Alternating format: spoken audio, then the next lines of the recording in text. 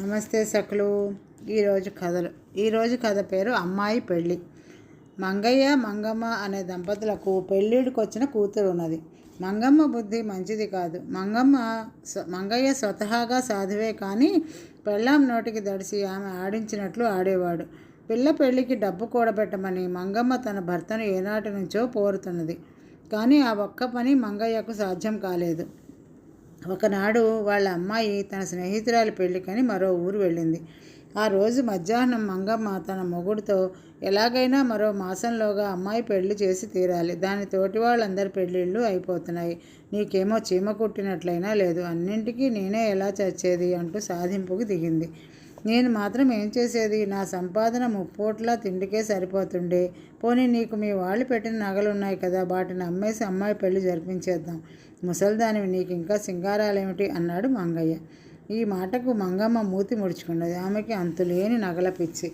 ఆమె ఒక్క క్షణం ఆలోచించి, ఒక పని చేద్దాం, పొరుగింటి కామాక్షమ్మ ఒంటి మీద మన పెళ్ళికి సరిపోగల నగలున్నాయి, అవి ఎలాగైనా కాజేద్దాం. కామాక్షమ్మను బుట్టలో వేయడం పెద్ద కష్టమేమీ కాదు అన్నది. అందుకు మంగమ్మ వేసిన పథకం ఏమిటంటే, ఆ రాత్రి మంగయ్య తన పెరట్లో ఉన్న పశువుల కొట్టంలో దాక్కుంటాడు. మంగయ్య ఊరికి వెళ్ళాడని చెప్పి మంగమ్మ కామాక్షమ్మను తోడు తెచ్చుకుంటుంది. ఒక రాత్రి వేళ మంగయ్య ఒంటి నిండా గొంగళి కప్పుకొని కత్తితో బెదిరించి ఆడవాళ్ళిద్దరు నగలు దోచుకుపోతాడు. ఆ తర్వాత పిల్ల పెళ్లి నిర్విఘ్నంగా జరిగిపోతుంది. మంగయ్యకు ఇదంతా చాలా అక్రమంగా తోచింది. కానీ పెళ్ళాన్ని కాదనలేక సరే అన్నాడు. ఆ సాయంత్రం మంగమ్మ కామాక్షమ్మ ఇంటికి వెళ్ళి, ఆయన ఊరికి వెళ్ళాడు, అమ్మాయి స్నేహితురాలికి పెళ్ళికి వెళ్ళింది కదా, బిక్కుబిక్కుమంటూ ఒక్కతినే కూర్చోలేను కామాక్షమ్మ, కాస్త ఈ రాత్రికి వచ్చి నాకు తోడుగా ఉండు అన్నది. అలాగేలే మంగమ్మ, దానికేం భాగ్యం, రాత్రికి తప్పక వస్తాను అన్నది కామాక్షమ్మ. మంగమ్మ తన ఇంటికి తిరిగి వచ్చి చీకటి పడగానే భర్తకు భోజనం పెట్టి పశువుల కొట్టంలోకి పంపేసింది. తర్వాత ఆమె అతనికి కాపు కుర్రవాడి గొంగళి చూపించి, ఇది ఒళ్ళంతా కప్పుకో, కత్తి చూపించినప్పుడు కఠినంగా మాట్లాడు, ఇద్దరి నగలు ఒలుచుకుపోవడం మరవకు, గొంతు మార్చు అని మళ్ళీ హెచ్చరించింది. చీకటి పడ్డాక కామాక్షమ్మ వచ్చింది. కామాక్షమ్మ తన నగలు తీసేసి వస్తుందేమో అని మంగమ్మ భయపడింది. కానీ అలా జరగలేదు. కామాక్షమ్మ నగలన్నీ ఒంటి మీదే ఉన్నాయి. ఆడవాళ్ళిద్దరూ కాసేపు పిచ్చాపాటి మాట్లాడుకున్నాక మంగమ్మ ఎదురు చూస్తున్నట్టుగా నిండా గొంగళి కప్పుకొని భయంకరంగా అరుస్తూ కత్తి చేత పట్టుకొని ఒక ఆకారం రానే వచ్చింది. మంగమ్మ కెవ్వుమని, బాబోయ్ దొంగాడు మన నగలు కాజేయడు కదా అంటూ భయం నటించింది. అంతటితో ఆమె ఆగక నగలన్నీ తీసి ఇస్తూ, కామాక్షమ్మ బతికుంటే బలసాకు తినచ్చు, నీ నగలు కూడా తీసి ఇచ్చేయని కామాక్షమ్మతో అన్నది.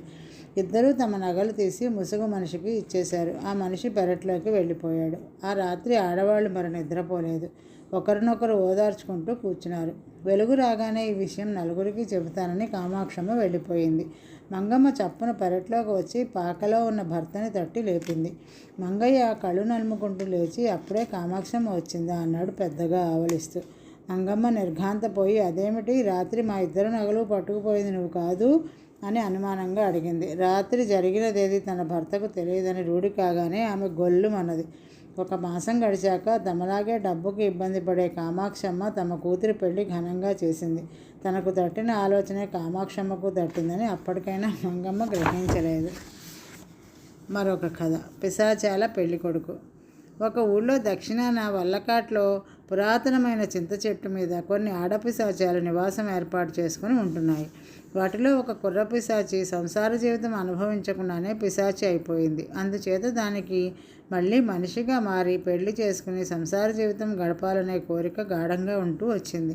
ఒకరోజు కుర్ర పిశాచి తన కోరికను మిగతా పిశాచాలకు చెప్పింది. ఆ మాట విని పిశాచాలు విరగబడి నవ్వి, మళ్ళీ వెళ్ళి ఆ సంసార కూపంలో పడతావా, నీకేమైనా బుద్ధి ఉన్నదా, సుఖాన ఉన్న ప్రాణాన్ని దుఃఖంలో ముంచడం దేనికి అన్నాయి.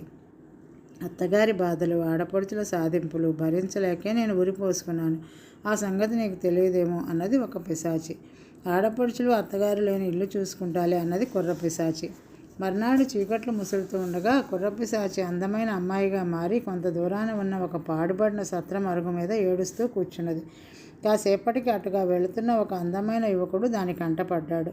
వాడిని చూస్తూనే కుర్ర పిశాచి సంతోషపడిపోయి మరింత గట్టిగా ఏడవసాగింది.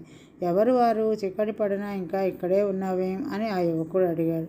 కుర్రపిశాచి వెక్కి వెక్కి ఏడుస్తూ, మాది పొరుగురు, అమ్మ నాన్న పోయి అనాథనయ్యాను, అలా ఊళ్ళు పట్టుకు తిరుగుతున్నాను, నా జీవితం ఎలా గడుస్తుందో అన్నది.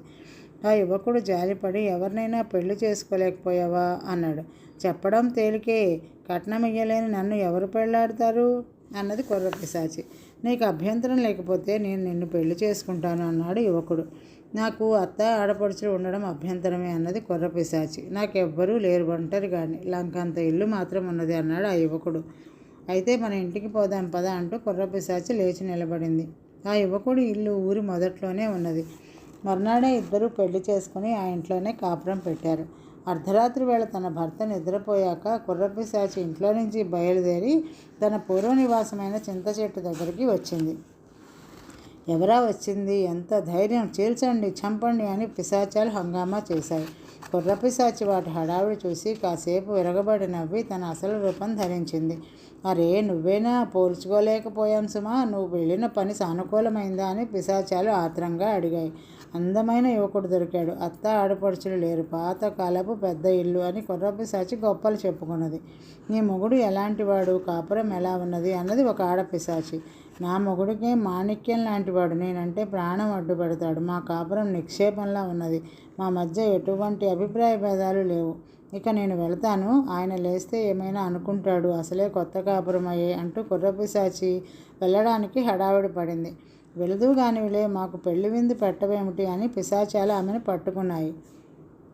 కుర్రపిశాచి కాసేపు ఆలోచించి, అలాగే, విందు రేపు చేసుకుందాం, చీకటి పడ్డాక మీరందరూ మనుషులుగా మారి మా ఇంటికి రండి, మిమ్మల్ని నా స్నేహితురాలుగా పరిచయం చేస్తాను, అర్ధరాత్రి నా భర్తకు తెలియకుండా మనం విందు చేసుకుందాం అని చెప్పి మళ్ళీ అమ్మాయిగా మారి ఇంటికి తిరిగి వచ్చింది. మర్నాడు చీకటి పడ్డాక పిశాచాలన్నీ అమ్మాయిలుగా మారి వచ్చి కుర్రపిశాచి ఇంటి తలుపు తట్టాయి. కుర్రపిశాచి ఏమీ ఎరగనట్లు తలుపు తెరిచి, అరే, అంతా ఒక్కసారే కట్టకట్టుకుని వచ్చారే అని ఆశ్చర్యం నటించి వాళ్ళని తన స్నేహితురాలుగా తన భర్తకు పరిచయం చేసింది. తర్వాత ఆమె తన భర్తతో, ఈ రాత్రికి మీరు కింద పడుకోండి, నేను నా స్నేహితురాళ్ళు మేడ మీద పడుకుంటాం అన్నది. అందరూ కలిసి మేడ మీదకి వెళ్ళారు. అర్ధరాత్రి కావస్తున్నది. భర్త మంచి నిద్రలో ఉన్నట్టు రూఢి చేసుకుని కుర్రపిశాచి చకచకా విందు ఏర్పాట్లు ప్రారంభించింది. ఈ మానవాకారాన్ని మోయడం మా వల్ల కాదు అని పిశాచాలన్నీ తమ అసలు రూపాలు ధరించాయి. విందు ఏర్పాట్లు పూర్తయ్యాయి. పిశాచాలన్నీ జుట్లు విరబోసుకుని చప్పట్లు చరుస్తూ కోలాహలంగా నృత్యాలు చేశాయి. తర్వాత అవన్నీ విందుకు కూర్చున్నాయి. మన గోలకి నీ మొగుడు లేచాడంటే కొంప మునుగుతుంది, ఎందుకైనా మంచిది, ఒకసారి కిందకి వెళ్ళి చూసిరా అని ఒక ముసలి పిశాచి కుర్రపిశాచితో అన్నది. కుర్రపిశాచి లేచి మేడ మెట్ల దాకా వెళ్ళి ఆగిపోయి కెవ్వున అరిచింది. కింద ఆవరణలో సుమారుగా 30 మగపిశాచాలు నృత్యం చేస్తున్నాయి. విందుకు అంతా సిద్ధంగా ఉన్నది. తాను పెళ్లాడింది తనలాంటి ఒక కుర్ర మగపిశాచానేనని ఆమె గ్రహించింది. దానికి మండిపోయింది. అది ఆడపిశాచాలన్నింటినీ కూడగట్టుకుని నృత్యాలు చేస్తున్న మగపిశాచాల మీద ఒక్కసారిగా పడింది.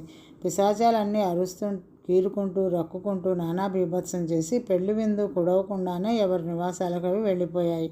ఈ అనుభవం తర్వాత కుర్రపిశాచి మళ్ళీ ఏనాడు పెళ్లి మాట తలపెట్టలేదు. మరొక కథ. ఇద్దరు మిత్రులు. ఒక ఊళ్ళో రత్తయ్య, రమణయ్య అని ఇద్దరు మిత్రులు ఉండేవాళ్ళు. ఇద్దరికి నా అనేవాళ్ళు ఎవరూ లేరు. ఇద్దరూ చిన్నతనం నుంచి కలిసికట్టుగా ఒకే కొంపలో ఉండేవారు. వాళ్లకు ఒక పని అంటూ లేదు. బుద్ధి పుట్టినప్పుడు అడవికి వెళ్ళి కట్టెలు కొట్టి తెచ్చి అమ్మి దానితో కాలక్షేపం చేసేవారు. బద్ధకం పుట్టినప్పుడు ఎవరి దొడ్డి నుంచైనా ఏ అరటిగలో దొంగిలించుకుపోయి అమ్ముకునేవాళ్ళు. రత్తయ్య అనేవాడి దగ్గర తాతల నాటి సొట్టలు పడిన వెండి కంచం ఒకటి ఉన్నది. రమణయ్య ఒక పాతకాలపు నులక మంచం ఉన్నది రమణయ్య దగ్గర. ఇద్దరూ ఆ వెండి కంచంలో తిని ఆ నులక మంచం మీద పడుకునేవాళ్ళు. ఒక వానాకాలం రాత్రి జోరున వర్షం కురుస్తూ ఉండగా మిత్రులిద్దరూ వెండి కంచంలో భోజనం చేసి మంచం మీద కూర్చున్నారు. రత్తయ్య వాటాలో కొంత అన్నం మిగిలిపోయింది. రమణయ్య వాటాలో కొద్దిగా కూర మిగిలింది. రేపు పొద్దున తినొచ్చులేమని వాటి మీద ఆకు కప్పారు. రత్తయ్య తమ దుస్థితికి చింతిస్తూ, ఎంతకాలం ఇలా మనం ఈ జీవితాన్ని గడుపుదాం, రేపు మనం పెళ్ళిళ్ళు చేసుకుంటే పెళ్ళాలను ఎలా పోషిస్తాం అన్నాడు. దానికి రమణయ్య, ఇలాంటి వర్షపు రాత్రి ఏ మహానుభావుడో తలుపు తట్టి రాత్రికి తలదాచుకుని ఆశ్రయం ఇచ్చిన వారికి ఎంతో మేలు చేసి పోయినట్లుగా ఎన్నో కథలు విన్నాం. దానికి కానీ ఏ కారణం వలనో తెలియదు, మన దరిద్రపు కొంపకు మాత్రం ఏ మహానుభావుడు రాడు అన్నాడు విచారంగా. విచారించి ఏం లాభం, అర్ధరాత్రి కావస్తున్నది, పడుకుందామన్నాడు రత్తయ్య. ఇంతలో ఎవరో తలుపు తట్టారు. రత్తయ్య లేచి వెళ్ళి తలుపు తీశాడు. బయట కాషాయ వస్త్రాలు ధరించిన ఒక ముసలివాడు చలికి వణుకుతూ కనిపించాడు. రత్తయ్య వాడితో కోపంగా, ఎవడివయ్యా నువ్వు? ఇంత రాత్రివేళ మీ తాత కట్టించిన ఇల్లు అన్నట్లు తలుపు బాదావు అన్నాడు. ముసలి సాధువును, ఆకలి దహించుకుపోతున్నది, ఈ పూటకి ఇక్కడ ఉండనివ్వండి అన్నాడు సాధువు దీనంగా. ఆ మాట వింటూనే రమణయ్య లేచి వచ్చి, రండి స్వామి, మీ రాకతో మా ఇల్లు పావనమైంది, కానీ ఈ పూట అన్నంలోకి కూర మాత్రమే ఉన్నది అని ముసలివాడిని లోపలికి ఆహ్వానించాడు. సాధువు వాత్సల్యపూర్వకంగా నవ్వి, కాలే కడుపుకి మండే బూడిద చాలు బిడ్డ, నీ మనసు దొడ్డది అంటూ లోపలికి వచ్చి రమణయ్య పెట్టిన అన్నము కూర తృప్తిగా తిన్నాడు. తర్వాత సాధువు రమణయ్యతో, నా ప్రాణం నిలబెట్టావు బిడ్డ, నీ వస్తువు ఏదైనా చూపించి దానికి అద్భుతమైన శక్తి ఇచ్చి నా దారిన నేను పోతాను అన్నాడు. ఈ నులక మంచం నాదే స్వామి అన్నాడు రమణయ్య. సాధువు తన చేతుల తడి మంచం మీద విదిలించి, పో బిడ్డ, ఇక నీకు బెంగలేదు.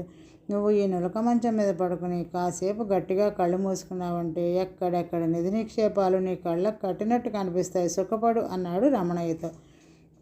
ఈ మాటలు వినగానే రత్తయ్యకు రమణయ్య మీద ఎక్కడ లేని అసూయ పుట్టుకు వచ్చింది. వెంటనే వాడు, అన్యాయం స్వామి, మీరు తిన్నది నేను మిగిల్చిన అన్నం, వాడిది కూర మాత్రమే. అందుచేత మీరు అనుగ్రహించిన దాంట్లో 3 వంతులు నాకే రావాలి. అదీ కాక నులక మంచం నాది, వీడు దురాశతో అది తనది అంటున్నాడు అని అబద్ధమాడాడు. ఈ మాటకు రమణయ్యకు మండిపోయింది. ఇద్దరూ ఆ మంచం తనదంటే తనదని రెట్టించుకుని చివరకు కలయబడ్డారు. సాధువు వాళ్ళిద్దరిని విడదీసి, మీరు ఇలా పోట్లాడుకోవడం బాగాలేదు బిడ్డలారా, ఈ మంచం మీద ఇద్దరూ పడుకొని చూడండి, ఎవరి కళ్ళకు నేను చెప్పిన నిధి నిక్షేపాలు కనిపిస్తే వారిదే ఆ మంచం అన్నాడు. మిత్రులిద్దరూ మంచం మీద పడుకుని కళ్ళు గట్టిగా మూసుకున్నారు.